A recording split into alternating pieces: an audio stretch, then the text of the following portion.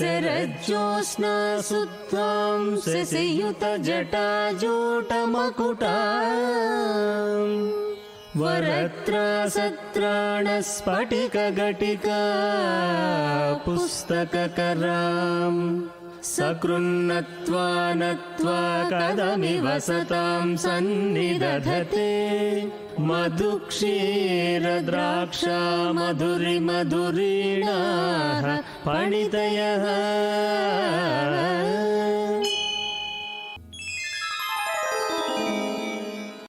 ఎనిమిదవ అధ్యాయం. తిరుమలదాసు అద్భుత అనుభవాలు. శ్రీపాదులకు అప్పుడు 2 ఏళ్ళు. తిరుమలదాసు తమ కథనాన్ని ఇలా కొనసాగించారు.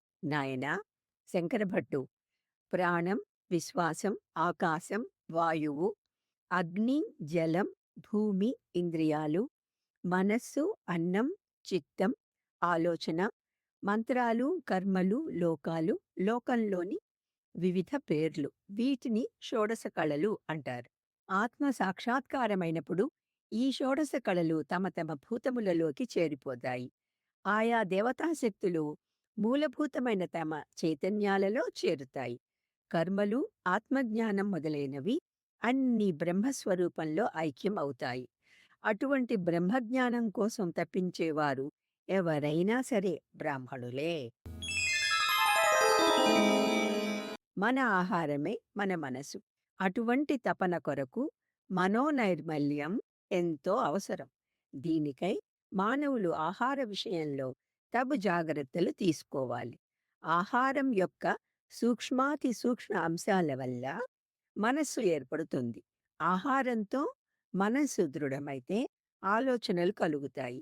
ఈ ఆలోచన స్రవంతిని క్రమబద్ధం చేసి అదుపులో ఉంచినట్లయితే అలాంటి ఆలోచన ప్రతిబింబాన్నే మంత్రం అంటారు. యజ్ఞయాగాది క్రతువులని యథావిధిగా ఆచరిస్తూ ఆయా కర్మకలాపాలలో పద్ధతి ప్రకారం మంత్రాలను ఆలాపించినట్లయితే దాన్ని కర్మ అంటారు. కర్మలను బట్టే ప్రపంచ నిర్మాణం జరిగింది. కర్మేంద్రియాలు, జ్ఞానేంద్రియాలు ఉన్న మానవులు కర్మలను చేయకుండా ఉండలేరు. మనలోని ఒక్కొక్క ఇంద్రియము ఒక్కొక్క దేవత చేత ప్రభావితం అవుతుంది. సమాధి స్థితిలోని యోగికి ఆత్మ సాక్షాత్కారం అయినప్పుడు 16 కళలు తమ తమ భూతములలో లీనమవుతాయి. భౌతిక ఇంద్రియాలలోని శక్తులు విశ్వాంతరాళంలోని భూతములలో లీనమవుతాయి. అహం పూర్తిగా నశించనితే ఆత్మ సాక్షాత్కారం కాదు.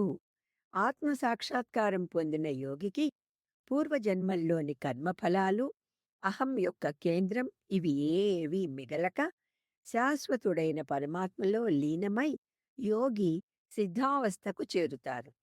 స్థూలదేహము కర్మఫలాలను అనుభవిస్తున్నా యోగికి స్థూలదేహ స్పృహ లేనప్పుడు ముక్తావస్థలో ఉంటారు. అట్టి సిద్ధావస్థలో ఉన్న యోగి ద్వారా పరమాత్మ తమ దివ్య లీలల్ని ప్రకటిస్తూ ఉంటారు. కాని ఈ శక్తులు తనవేనని యోగి అహంకరించినట్లయితే పరమాత్మ వాటిని హరించి గర్వభంగం చేస్తారు.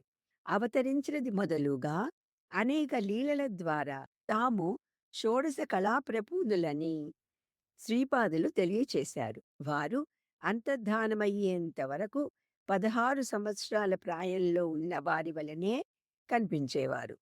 దత్తాత్రేయుని అవతారాలు 16. అవి వరుసగా యోగిరాజు, అత్రివరదుడు, దిగంబరావధూత శ్రీ దత్తాత్రేయుడు, కాలాగ్ని శమనుడు, యోగిజన వల్లభుడు, లీలా విశ్వంభరుడు, సిద్ధరాజు, జ్ఞానసాగరుడు, విశ్వంభరావధూత, మాయాముక్తావధూత, ఆది గురువు, సంస్కారహీన శివస్వరూపుడు, దేవదేవుడు, దిగంబరుడు, దత్తావధూత, శ్యామ కమల లోచనుడు. క్రియాయోగ విశిష్టత. శ్రీపాద శ్రీవల్లభులుగా గణేష చతుర్థి నాడు అవతరించడానికి ఖచ్చితంగా 2498 సంవత్సరాలకు పూర్వం శ్రీదత్తులు 25 సంవత్సరాల నవయువకుని రూపంలో బదరికాశ్రమ యోగులకి దర్శనం ఇచ్చి జీవుల పరిణామ క్రమాన్ని వేగిరపరిచే యోగాన్ని బోధించారు. సహజ పరిణామ దశలో 1,00,000 సంవత్సరాలకు గాని పూర్ణత్వం అందుకోలేని మానసిక చైతన్యం క్రియాయోగం వల్ల కొద్ది సంవత్సరాలలోనే సిద్ధిస్తుంది. శరీరంలోని కణాలు ప్రాణవాయువుతో నిండి శరీరంలోని కృష్ణాంగారకము మాలిన్యము హరింపబడుతుంది. ఈ క్రియాయోగాన్ని బోధించిన పరమ గురు స్వరూపం శ్రీ బాబాజీ. వీరే ఆదిశంకరులకు చండాల రూపంలో కనిపించి జ్ఞానబోధ చేశారు. వీరు ఇప్పటికీ సశరీరులై ఉన్నారు. దత్తులు శ్రీ విశ్వేశ్వర మహాప్రభువు వలె సిద్ధులకు గోచరించినప్పుడు వారితో 2498 సంవత్సరాల తర్వాత శ్రీపీఠికాపురంలో శ్రీపాద శ్రీవల్లభ రూపంతో అవతరిస్తాము అని, వారి అంశావతారాలు 12 సార్లు అవతరిస్తాయి అని 12వ అంశావతారమైన శ్రీ రామలాల్ మహాప్రభువు వాసుదేవానంద సరస్వతేనే ఎతికి నిర్వికల్ప సమాధి స్థితిని అనుగ్రహిస్తారని, వారు పీఠికాపురంలో శ్రీపాదుల పాదుకలను ప్రతిష్ఠించడానికి విఫల ప్రయత్నం చేస్తారని, ఆ యోగం వేరొకరికి అనుగ్రహింపబడిందని సెలవిచ్చారు. పాదుకల మహిమ. అప్పుడు నేను, అయ్యా, పాదుకలను ప్రతిష్ఠించటం అనే చిన్న కార్యానికి కూడా శతాబ్దాల వరకు వేచి ఉండాలా అని నా సందేహాన్ని వెలిబుచ్చాను. తిరుమలదాసు ఇలా చెప్పారు, నాయనా, అదే శ్రీపాదుల వారి చమత్కారం. వారి ఆజ్ఞ లేనిదే చిన్న ఆకు కూడా కదలలేదు. వారిని ఆరాధించాలంటే వారి పాదుకలను ఆరాధిస్తే చాలు. వారి పాదుకల చెంత 4 వేదాలు 4 శనకాలై నిలిచి ఉన్నాయి. అన్ని అపవిత్రతలను దూరం చేసే పవిత్ర వేదాలే అపవిత్ర శునకములై వారి పాదుకల వద్ద ఉంటున్నాయి. అటువంటి వారి పవిత్రతను ఊహించటం దేవతలకే అసాధ్యం కాగా ఇక సామాన్యులమైన ఈ మానవులెంత? శ్రీపాదుల జన్మదిన రహస్యం. పూర్వము వామనావతార సమకాలికులైన వామదేవ మహర్షి జన్మించినప్పుడు మాతృగర్భం నుండి తల ఒకసారి బయటికి పెట్టి పరిసరాలను చూసి తిరిగి గర్భస్థులయ్యారు. దేవతలు ఋషులు ప్రార్థించిన తరువాత మరల జన్మించారు. వారు ఆ జన్మ బ్రహ్మజ్ఞానులు. అలాగే శ్రీపాదులు ఆ జన్మ ద్విజులు, బ్రహ్మజ్ఞాన సంపన్నులు. కాబట్టి ఈ అవతారంలో వారికి గురువనే వ్యక్తియే లేరు. వారిది త్రిమూర్తులకి అతీతమైన ఒకానొక ప్రత్యేక తత్వమని సూచించడానికి చతుర్థి నాడు సృష్టి అందరి ప్రవృత్తి నివృత్తి గణాలకు అధిపతి అయిన గణేశ తత్వాన్ని సూచించడానికి గణేశ చతుర్థి నాడు అవతరించారు. చిత్తా నక్షత్ర అధిపతి అంగారకుడు. అంగారకుడు పాపస్థుడైతే అమంగళాలు కలుగుతాయి. అలాంటి అమంగళాలను పరిహరించి సర్వ శుభాలను ప్రసాదించడానికి చిత్తా నక్షత్రాన తాను సాక్షాత్తు ధర్మశాస్త్ర అయిన అయ్యప్ప స్వామిని అని నిరూపించడానికి తులారాశిలోను జన్మించారు. గ్రహాలకు రాజైన సూర్యుని యొక్క సింహలగ్నంలో జన్మించి తాను విశ్వప్రభువునని తెలియచేశారు. ధర్మ సంకటం ఏర్పడినప్పుడు వారిని ప్రార్థించినట్లయితే సరి అయిన ధర్మ మార్గం వ్యక్తమవుతుంది. శ్రీదత్తుల నుండి త్రిమూర్తులు, వారి నుండి 3,000,000 దేవతలు, వారి నుండి 33 కోట్ల దేవతలు వచ్చారు. అందువల్ల దత్తనామ స్మరణం చేసినట్లయితే సమస్త దేవతా స్మరణ చేసినంత ఫలం సిద్ధిస్తుంది. వారి బ్రహ్మముఖమునకు ఋషిపూజ, విష్ణుముఖమునకు సత్యనారాయణ వ్రతము మరియు విష్ణు సహస్రనామము, రుద్రముఖమునకు రుద్రాభిషేకము చేయాలి. సృష్టిలోని సమస్త స్త్రీ దేవతా శక్తులు శ్రీపాదుల వామభాగంలో, పురుష దేవతా శక్తులు కుడి భాగంలో ఉన్నవి. తిరుపతిలో 7 కొండలపై వెలసిన వెంకటేశ్వరుడు, శ్రీపాద శ్రీవల్లభులు అభిన్న మూర్తులు.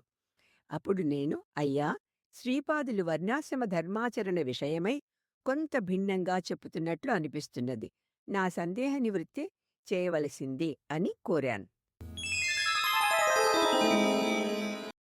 జాతులు, కర్మలు, ఫలితాలు. నాయనా, సద్బ్రాహ్మణుడు బ్రహ్మజ్ఞానాన్ని అన్వేషిస్తూ తన ధర్మాలను ఆచరిస్తూ జీవితం గడపాలి. వ్యసనపరుడు అయినట్లయితే అతనిలో బ్రాహ్మణ తేజస్సు లోపిస్తుంది. జీవగణాలు సహితము మార్పులు పొంది చండాల సమానుడు అవుతాడు.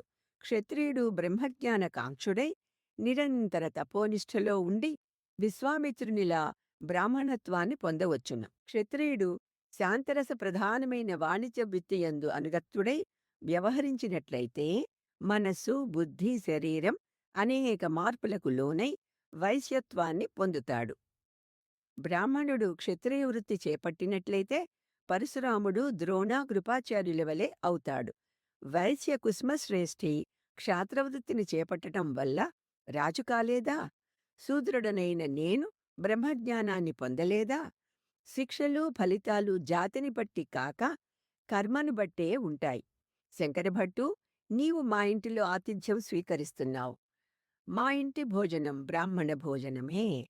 నిరంతరం శ్రీపాదుల స్మరణలోనూ ధ్యాసలోనూ ఉండే ఈ పరిసర ప్రాంగణం అంతా శుభప్రదములు పవిత్రములు అయిన దివ్య స్పందనలతో నిండి ఉంది. జన్మతః బ్రాహ్మణుడే అయినా నరసాధానుల ఇంట్లో భౌతిక ఆధ్యాత్మిక మానసిక స్పందనలు అన్నీ కూడా విషపూరితాలై ఉంటాయి. అందువల్ల కలుషభరితమైన వాయుమండలంతో నిండి ఉన్న ఆ బ్రాహ్మణ గృహంలో శ్రీపాదులు ఆతిథ్యం స్వీకరించలేదు. జీవులకు తమ తమ కర్మలను అనుసరించి పరిణామ లేదా విపరిణామ క్రమంలో జన్మించడానికి కులాలు ఏర్పడ్డాయి. జాన్ జర్మనీ దేశస్థుడే అయినా బ్రహ్మజ్ఞానాన్వేషి అయినందువల్ల పరిణామక్రమ చివరి దశలో శ్రీపాదుల దర్శన భాగ్యమై వారి అమోఘ అనుగ్రహాన్ని పొందగలిగాడు. జాతి ఆత్మల సంబంధం. అయ్యా, ప్రతి జాతికి ఆత్మ ఉంటుందా అని నేను నా సందేహాన్ని ప్రకటించాను. తిరుమలదాసు ఇలా వివరించారు. ప్రతి జాతికి ఒక ఆత్మ ఉంటుంది. అది ఒక మానసిక పదార్థం. దివ్యాత్మ అయిన శ్రీదత్తుని నుండి వెలువడిన ఒక భాగం. జాతి అంటే ఆ జాతిలో జన్మించిన వ్యక్తుల సమూహం కాదు. ఆ సామూహిక వ్యక్తుల యొక్క శక్తి సామర్థ్యాలు గుణగణాలు అంతర్లీనమై ఉన్న ఒక మానసిక చైతన్య పదార్థం. అలాగే ప్రతి పల్లెకు పట్టణానికి ఒక ఆత్మ ఉంటుంది. మనం నివసించే భూమి యొక్క ఆత్మను మనం భూమాత అంటున్నాం. అయితే పార్వతీదేవిని హిమవన్నగపు కుమార్తె అనటంలో కూడా అంతరార్థం ఇదేనా అని నేను ప్రశ్నించాను. భూమాత యొక్క ఆత్మ అంటే పరమాత్మ నుండి వెలువడిన ఒకానొక మనస్సంబంధం కలిగిన మహాశక్తి. ఆ విధంగానే హిమవన్నగం పైన అభిమానం కల దేవతాశక్తికి హిమవంతుడు అని పేరు. ఆ హిమవంతుడి కుమార్తె హైమవతి. అలాగే యమధర్మరాజు అంటే జీవుల శుభాశుభ కర్మలను బట్టి తీర్పు చెప్పి పాపులను శిక్షించే పవిత్ర ఆత్మ అని అర్థం.